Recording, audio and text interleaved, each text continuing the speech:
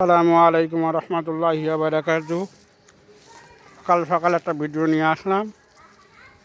দেখেন, না জেনে শুনে বুঝে কাজ করলে কী হয়। এটা একটা মাছের ঘের, খাদ্য সার মারার একটা নিয়ম আছে। নিয়মের অধিক যদি খাদ্য সার মারেন, পানি শেষ, অক্সিজেন ফেল এবং পুকুরের পানির অবস্থা দেখেন।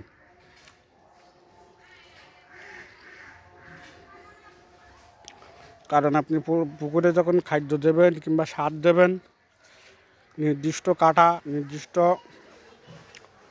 জমির একটা পরিমাণ অনুযায়ী দিতে হবে। ইচ্ছা মতন দিলে এটার বিপরীত হবে। দেখেন পানির কালার দেখেন। সবাই সাবধান থাকবেন, ইচ্ছা মতো এরকম খাদ্য সার দেবেন না।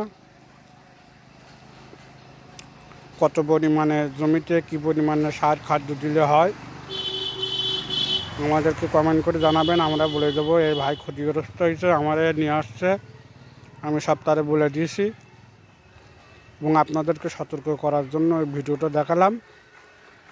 সবাই ভালো থাকবেন, এরকম ভিডিও পেতে আমার পেজটা ফলো করুন, আমার সাথে থাকেন। আসসালামু আলাইকুম ওয়া রাহমাতুল্লাহি ওয়া বারাকাতুহু।